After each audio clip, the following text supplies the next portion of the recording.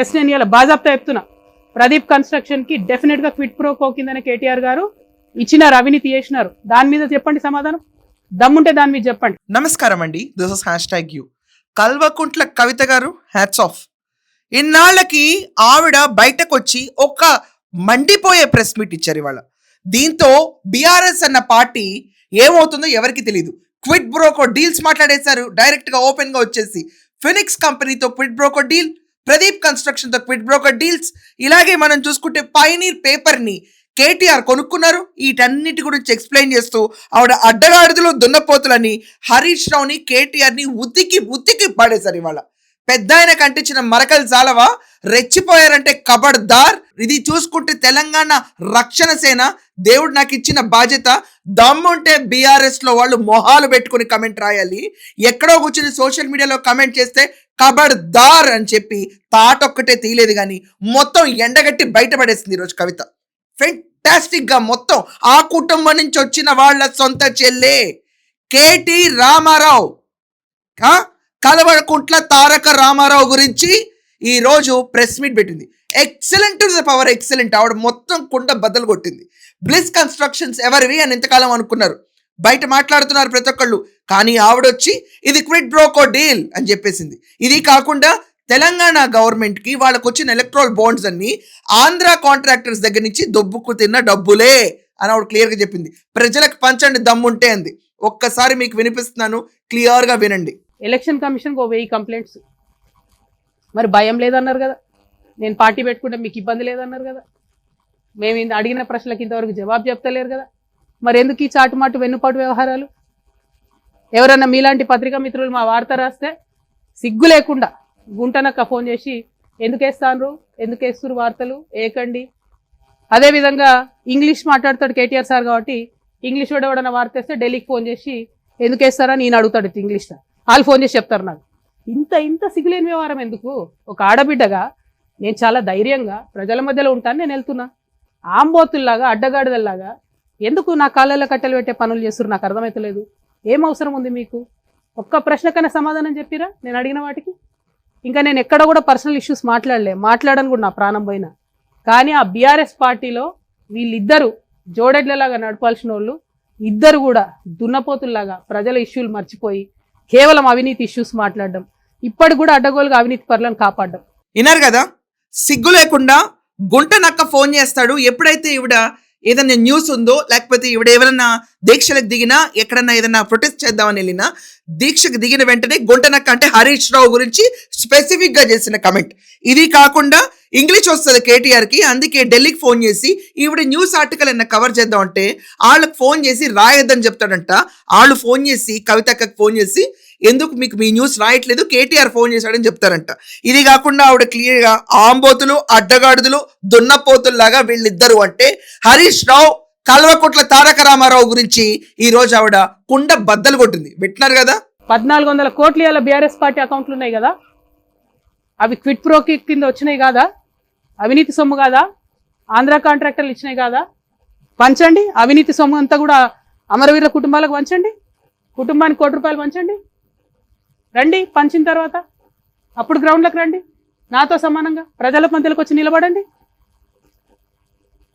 ఇలా ఒంటరిగా నేను పోరాటం చేస్తుంటే మీరందరూ డబ్బులు పెట్టుకొని వచ్చినటువంటి అనేకమైనటువంటి అవినీతితో వచ్చినటువంటి అనేకమైన అంశాలను పెట్టుకొని నన్ను ఇబ్బంది పెడతారేంది?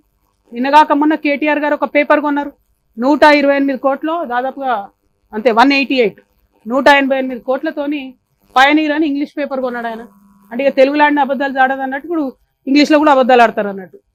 I'm appealing to everybody, Pioneer paper is now been bought by BRS, so please don't trust that paper. Whatever comes in Pioneer is BRS's view. ఏంది ఇది? పత్రికలు కొంటాం, యూట్యూబ్ ఛానల్ కొంటాం.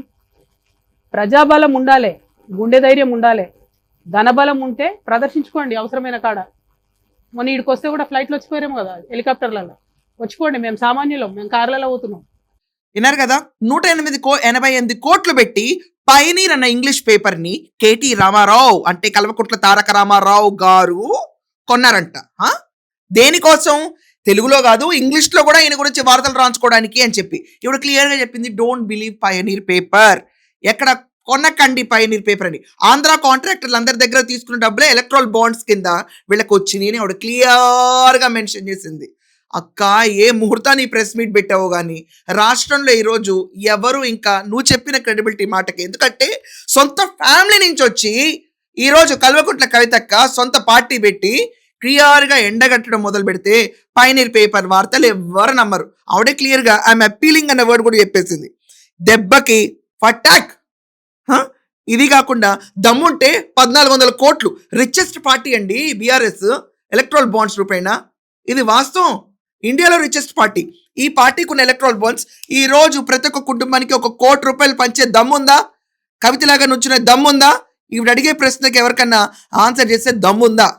ఇలా పొద్దున్నే ఫీనిక్స్ ట్వీట్ చేసిన నేను 80,000 కోట్ల తెలంగాణ ప్రజల ఆస్తి. ఎవడబ్బా సొమ్ము ఇచ్చింది? ఎవరు? హరీష్ రావు గారు, కేటీఆర్ గారు కాదా ఫీనిక్స్ అనే సంస్థను పెంచి పోషించింది, కాపాడింది? ఎక్కడోడు వాడు? తెలంగాణోడా, ఆంధ్రోడా?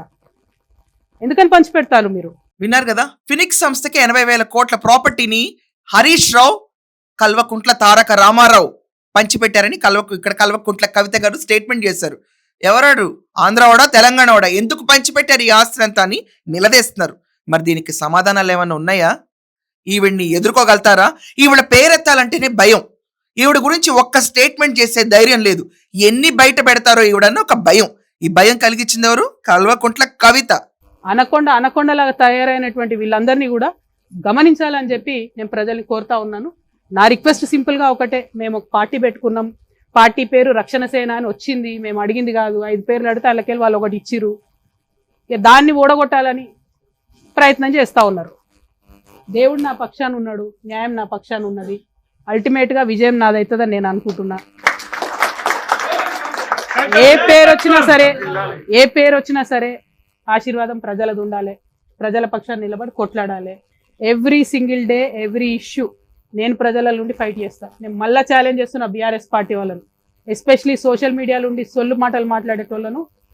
తల్లి చెల్లె అనే విషయం కూడా, ఇంగితం కూడా మర్చిపోయి అడ్డమైన కూతలు సోషల్ మీడియాలో కూర్చోవాలని చెప్తున్నా.